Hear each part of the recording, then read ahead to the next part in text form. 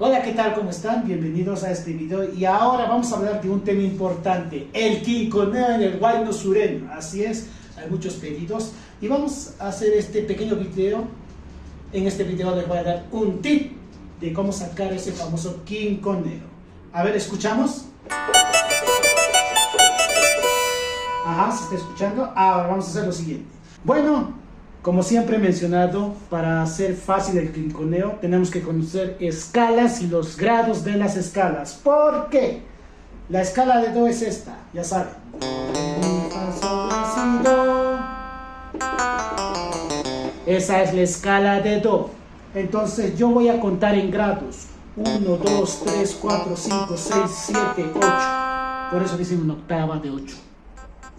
Entonces para hacer el quinconeo, yo voy a tocar el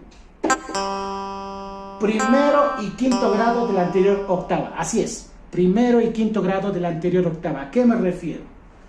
En la escala de Do el primer grado es Do, su quinto grado es Sol, pero no voy a tocar el Sol que viene de aquí. No esto, sino esta Sol. Y voy a pulsar así. 1, 2, 1, 2, 1, 2, 1, 2, 1, 2, 1, 2, 1, 2, 1, 2.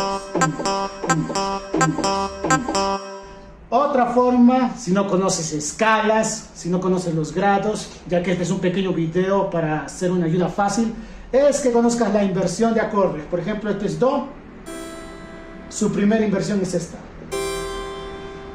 Entonces yo voy a tocar los que quedan de allá, de este lado, del lado derecho, y voy a empezar por la nota principal con esta.